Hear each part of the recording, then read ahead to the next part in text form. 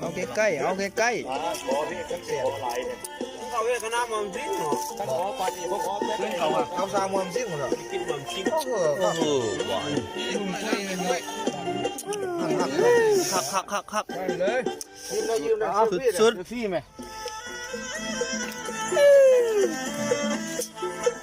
เอาได้ไหมจวดได้ไหมบ้านนี่นะนี่เอาบุงลูกหันทำใหญ่เอาเป็ดที่เขาเด้พี่เขาเด้บ่ได้เหรอบ่แซ่บกับจักชิว่าอย่างใดแหละบ่แซ่บก็ได้ไม่พูดเบิ้ลแล้วปกติอาหารเด้อพี่น้องเด้อปกติอาหารเด้อได้ก็ได้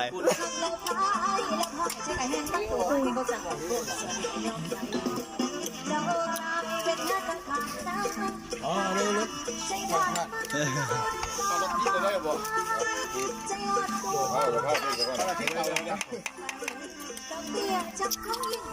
หักแท้เอาได้ไหมเ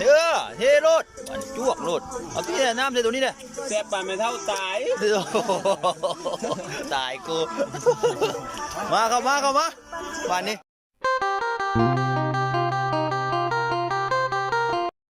โอ้ยสบายดีพ่อแม่พี่น้องคือเก่า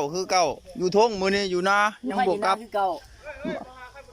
มาบ่ทันพี่น้องบ่นตัวประกาศมาแต่ตอนอันนี้แหละเสียขี้เสียขวยเพิ่นนี่แหละโอ้คักแท้ข้าวจานพานปลาเชื่อมบ้านเฮาปลาเชื่อมเด้อนี่บ้านเจ้าห้องเอิ้นปลาหยังไอ้บ้านเจ้าบ่มีดอกพี่เฮ็ดเมนูหยังก่อนนี่เชฟก้อยบ่ก้อยปลาซิวว้ายแกงได้แกงก็ได้แกงน้ำเนาะแกงน้ำมันได้ลายนะใส่หมูแดงแซ่บๆมาบ้านเฮาแนวอย่างเรากินกับอึดได้แซ่บมื้อนี้ติดตามอันนี้เฮ็ดอะไรนี่โอ้กินส้มม่วงรอเนาะรอเพื่อนโอ้ข้าหลายพ่อครัวหลายแล้วโอ้เอาล่ะไม่ยังอ่ะนะไม่ยังเนาะนะแนวม้วนเฮาโอ้แนวม้วนเฮาเนาะคาดบ่ได้เนาะตัวนี้เนาะโอ้แกข้าวบ่จวดพี่น้องจวดก่อนเด้อนี่เสียก็มีโห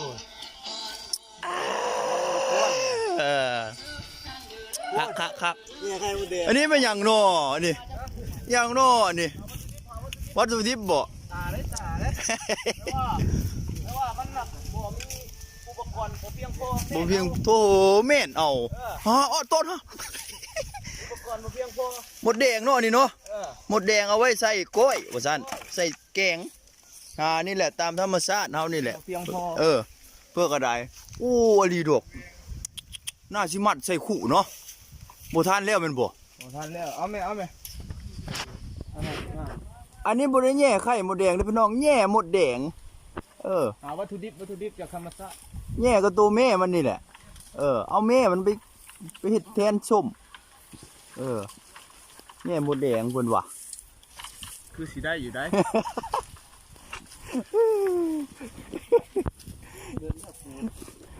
โอเคแล้วมั้งนี่โอเคแล้วบ่เคาะเด้โต๊ดเคาะลงเด้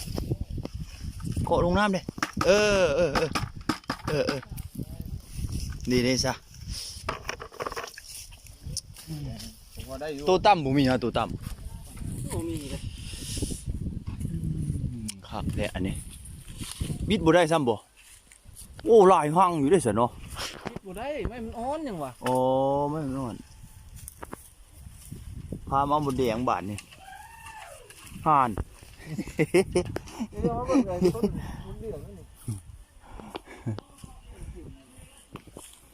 ก็ขึ้นได้ลงแล้วแม่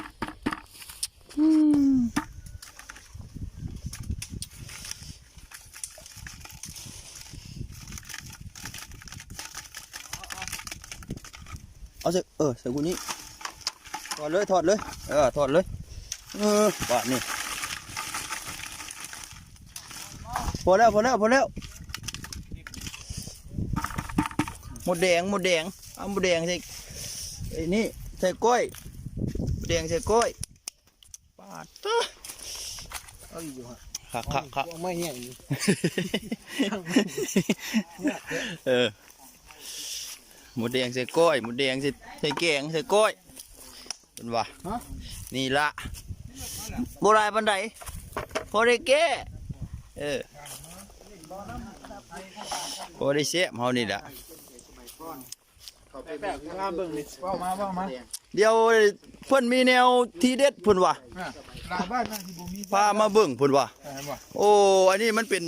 ยุคโบราณเนี่ยเขาเอิ้นสร้างโยกสร้างบาดาลมีไส้แล้วนี่แต่บ้านมีไส้แล้วเพิ่นว่าแต่อยู่นี่ยัง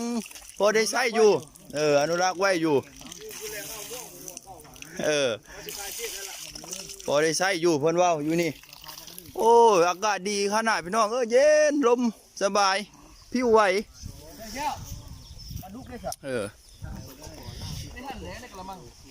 อันนี้ละเมนูเฮานี่นี่ไว้แกงนะครับตัวอันนี้เขาพูดว่าตัวใหญ่ๆเดี๋ยวก็แบ่งไว้แกงก้อยนี่ก้อยนี่เขาก็เด็ดหัวเสียขี้งามเท่านั้นแหละอยู่ให้อยู่หน้าคือเก่าอยู่ไงอยู่หน้าเฮานี่แหละน้องนี่ละบรรยากาศโอ้ยอ่อนซ้อนดีบ้านเฮาอ่อนซ้อนดีอีสานอ่อนซ้อนดีอีสานทางใดมื้อเช้านี่อะไรก็นางเข้มอยู่ไสเด้อยู่ในเถียงนี่ลุงเด้ลุงเล่าพาดึงแต่เช้าได้ก้มมันหรอกว่าก้มไปใส่เราจะเล่าไปทางไหนโอ้คักมื้อนี้ก้มมากินก้อยป่านะแซ่บแน่นอนครับมื้อนี้นะบดตัวนั้นบดอยู่นี่ล่ะสิเพิ่นรังสรรค์ให้งามๆนี่แหละมาบ้านเฮาสิมีพิซซ่าพิซซ่ากับบ่มีแหละมีแต่นี่ตาได้มันคนดังได้บ่บ่มีพิซซ่าเพิ่นว่านี่ล่ะมีแต่ไอ้ก้อยปลาซิวกี่นางเข้มเองแซลมอนก็บ่มีแซลมอนก็มีมีแต่ปลาหัวแข็งมึงเจ้าว่าปลาหัวแข็งบ้านเจ้าคักวันนี้ก็ไปตึกป่าอยู่ซะเจ้าเนี่ยเป็นไดไปผู้เดียวฮะ3คนโอ้ยได้ฮะผู้ได้ของ101มึงกว่าได้ของนึงไปวันนี้อันนี้เป็นอย่างนี้คนดังโอ้เดอะสตาร์เพิ่นว่าคนดังบ่มีตู้บ่ดังคนดังไฟอันนี้ก้อนเขาเอิ้นก้อนนี่ก้อนสิจวดกับมาจวดอันนี้ซะก่อนเอามึงดูหั่นจวดมึงดูหั่นคำใหญ่ปลาแดกบ้านเฮานี่แหละน้องเอ้ย08621903มาเนาะไม่ยังน่ะวัตถุดิบเป็ดแซ่บไปหานั่งสุกันทะแขกนะโอ้บรรยากาศดีวันแม่นี่ดีนะต้มเป็ดเลือดแดงใจไว้เลือดแดงนี่บ่สู้ค่อยดอกเจ้ามื้อนี้แดงแก้วายบ่สู้ค่อยปลาซิวค่อยดอกเอาโทรหาทีมงานมึงดูฮะอยากกินปิ้งแบ่โอแบ่20เด้อนี่วันดัง2021หักเสียเลยล่ะคนเสีย2019เป็นคนเสีย2020ผมกลับมาขึ้นมาเหมือนเดิมน่าเบ้าคุยแล้วเราจะกลับมาคือเก่าเด้อโซปีนี้2019ผมอาจจะเป็นคนเสียเริ่มต้น2010ผมกลับมาเหมือนเดิมแล้วเป็นบักคุยคือเก่าแล้วรอชมตอนต่อไป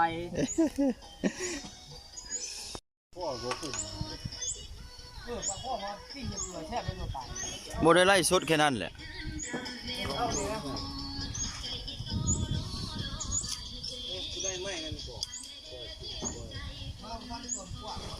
นั่นแหละมาบ้านนี้มาก้อยพี่น้องมาก้อยบ้านนี้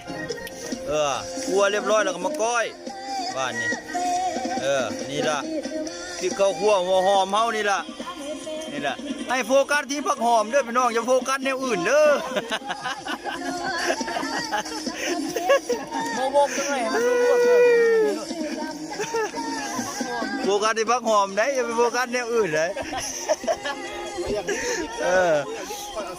อันนี้อย่างก่อนดูนี่ใบตองนี่ล้นใบตองไว้มกบ่โอ้จะมีมกอีกเป็นบ่โอ้ยหอมดิกำลังเหลืองต้องเลือกห้อยบ่มีนึกว่าเลือกห้อย โอ้ยงามขักกระแทะ ลิ้นบูชาแล้วบูรุมใบ สำคัญเลยล่ะ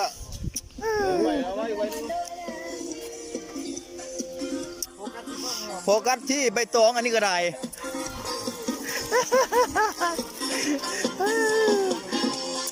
โอ้เดี๋ยวประเด็กบ้านเฮา กินหมูเนาะ ห่านพักหอมใส่ก่อนกว่าหอมลงไปกันลนให้เข้ากัน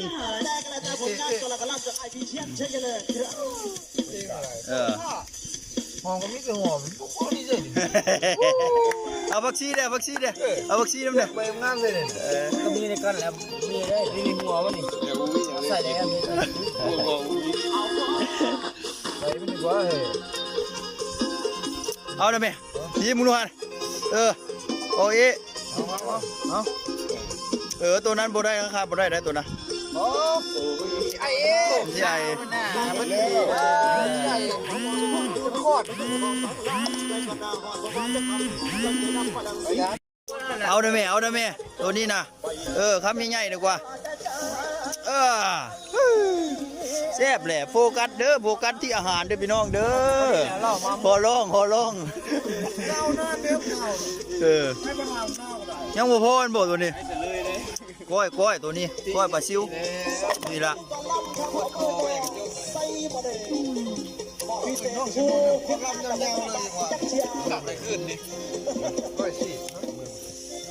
นี่แหละเครื่องเสียงเขาก็ได้บ้านทุ่งบ้านนาเขานี่แหละม้วน มาสินี่มาบาทนี่ เป็นไดเมื่อกี้นี่รายการระบบก้อยเฮานะ บ่อยากเข้มมัน บ่อยากเค็มแม่นบ่ เดี๋ยวหรือใบเกี่ยวไปเรียกแล้วก็ กิน เข้มเลยเนาะ ปลาแดกแล้วบ่เค็มแม่นบ่ จริงเลยบ่อยตั้งแต่เลยเป็นเลยบ่เข้ม คักภาพหน้าเฮาหรือหยังอันนี้แล้วได้อันนี้ตัวนี้แล้วได้พี่น้องเอ้ยโอ้หอมกรุบรสเปิดฝาหม้อออกแกงอันนี้แล้วปูละจาดเพิ่นเว้ารวมกันเอิ้นเป็นละปูละจาด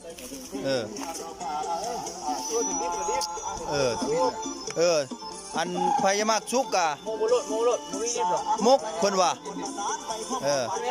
ไปมักดิบกะบ่ต้องมกนี่ล่ะโอ้ยจัดโลดนี่เอาได้แม่ตัวนั้นน่ะเฮ็ดได้แม่เฮ็ดได้แล้วได้แม่ ยังตกหลังเนี่ย โฟกัสที่แนวกินเด้อพี่น้องเด้อ เอาปรุงน้ำให้แน่ เอายังเอานี่แหละโอ้ที่ตามก่อนเด้อไปตามเพิ่นก่อนเอาละเริ่มแล้วตัวนี้ก็ได้ตัวนี้น่ะสิเบิดก่อนหมู่ก่อนว่าขายดีขนาดเลยนี่โอ้คักแท้เอาน้ำตะแกรงเฮานะมาวางบ่มีฮะไม่หีบเฮ็ดไม่หีบมานีบ ไม่หีบเที่ยว นี่แหละลูกบ้านเฮามันสิเหลืองงามแบบนี้เลยพี่น้องทีมงานอันนี้ก็ได้นานๆมาพบกันมาเจอกันอยู่นี่ก็ได้ ถ่ายงามงามมาวันนั้น นานๆมาเจอได้ปาร์ตี้กันปาร์ตี้ก้อยปลาซิวปาดโต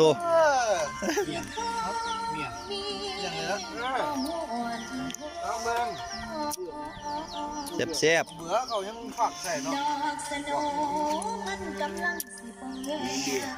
ได้เขาไม่หิบ ฮะได้จ้ะ ได้แน่พี่น้องก่อนข้าขนาดข้อปากข้อ มาพาเบิ่งใกล้ๆต้นปลาแดกกันนะปลาโคมันบอกตัวนี้ ปากข้อ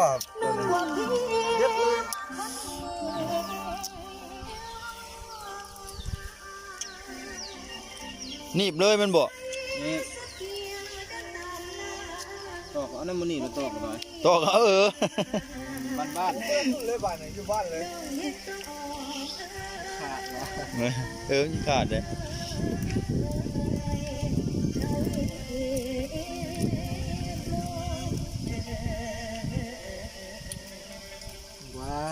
ใส่ปลายหีบได้ เห็นมักก็อย่าลืมเด้อพี่น้องกดติดตามกดไลค์กดแชร์ให้เด้อโอ้ผักแทะบานนี่โอ้โหตัวนี้น่าสิเบิดก่อนของข่อยว่าผักแทะเรื่องอุ้ยมีแต่ไทยว่างกระแสเด้ออุ้ยเราอ่ะซีมเราอ่ะว้ายมือระเบิดด้านเอามือใส่ปืนอันนี้เป็นอย่างคือคลองขังมาอยู่ดีๆเจอคลองขัง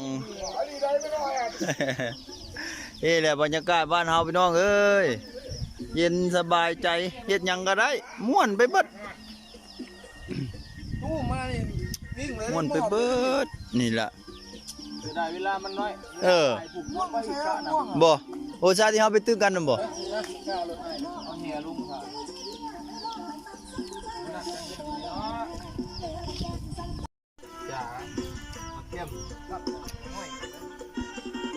เอาออกมาปลาดุกมันจุกได้แหละเฮ็ดเถอะตัวหน้าก็ได้เรื่องไว้เนี่ยมีเบิดเนี่ยมึงเม่งเอามาจี้ก็ได้มึงเม่งมันจี้ก็ได้เอาแม่เอาเฮ็ดน้ำมันนะแม่เม่งมันเอามาจี้ก็ได้เอาเลยฮะมุกท่านได้ชุกจำได้มันก่อนไปเรื่อยเอาลุยเลยสั่นลุยเลยมุกกับชุกได้บ่ชุกได้เพิ่นว่าอินดี้เอามานี่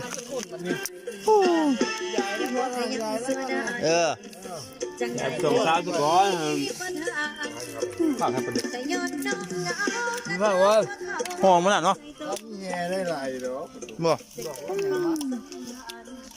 ขั้นลงมาฟังต้นด้วยงานนะคุยภาพดูดปานาคุณห่านงาน50,000โตเหอดูเนาะฝั่งรอดกูมี30,000กูละ50,000มันก็ตายไหนมันจะเจ็บกูลงมาอยู่ไหนกูลายได้เดยลงมาพอมีอ่ะอยู่ไหนกูลงจีลงมาได้เสมอกับลุงอ่ะเดยกูไม่ได้เนาะฮะเจ้าดูมั้ยลงอ่ะมึงอยู่ไหนมันจะเจ็บกูลงมา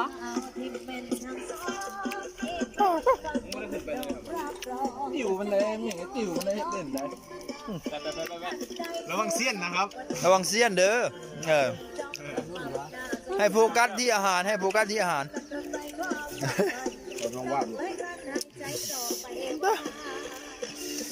วิธีบ้านเฮาคนใหญ่นี่ซื้อไผซื้อมึงหมดกูรู้ว่าซื้อมึงมาซื้อกูอีกเลยมึงเอาได้ก็ยังบ่โอนจ่ายเราอยู่เดี๋ยวนี้ตู้บังอะไรเนี่ยกูบังอ่ะต้องใส่ร้านนี้ผักเด้อผักเปิดอยู่เนี่ยบางอย่างลูกน้องลองไปสั่งเบิร์ดทุกเปลี่ยนมาซ่อมมาบ้านเราครับจบแล้วตาของตาจะร้านนั่งใครนั่งอยู่ทำนี่ทำเหมือนเที่ยงไอ้ตู้สองใบนี่ก็ดังเยอะว่ะบ้านเรานี่ตัวแดงอ่ะพังมันดังกว่าของตาจะร้านก็มันได้เป็นบุยเบิร์ดเพราะอันนี้แกงบัวนะอีกฝั่งนึงมาบ้านนี้น้ำแห้งแล้วเพิ่นว่าคว้ามึงนู่หัน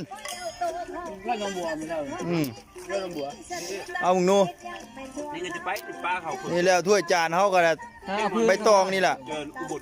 ง่ายไปอุบลน้ำเขาป่ะโอ้หวานมันจริงมึงใหญ่เหรอ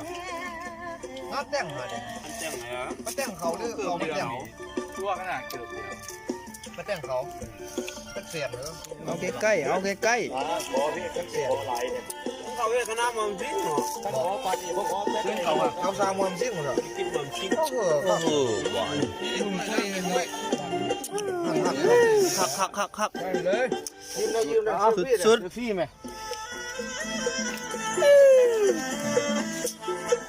เอาหน่อยแม่จวดหน่อยแม่บ้านนี่นะโอ้ท่าตัวนั้นบ่เอาบางทียังเรือแกงเนาะยังเรือแกงเนาะพี่คุยเอายับเข้ามาพี่เอาตัวนั้นยับเข้ามาเอายับเข้ามาพี่จังมีบ่อนนั่งเอาหน่อยแม่บ้านนี่จวดหน่อยแม่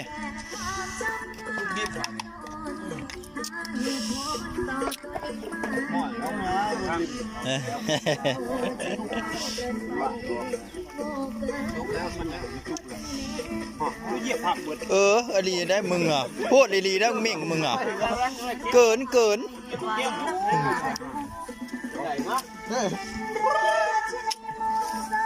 เพลงกันเรื่อยๆแม่ว่าแม่ทำอะไรเปิดเพลงอ่ะมันจีน้ำไรของเป็ด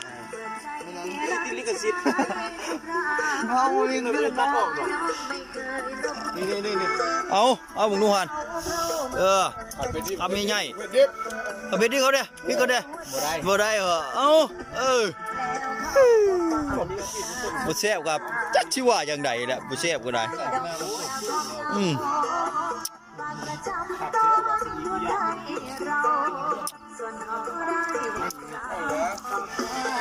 ใช่ ตักตัวใหม่พูดเบิ้ลแล้วปกติอาหารได้พี่น้องเด้อปกติอาหารเด้อได้ก็ได้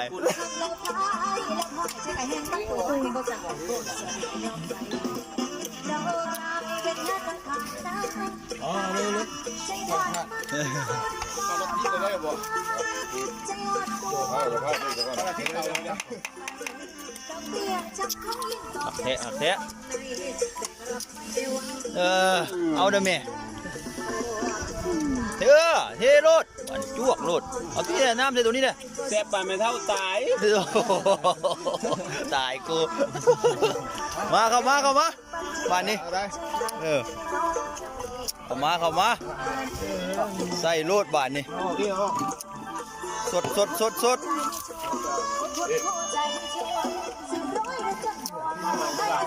บ้านนี้สิได้ลงห้านเด้อพี่น้องมาเด้อบ้านนี้กินข้าวลงซะก่อน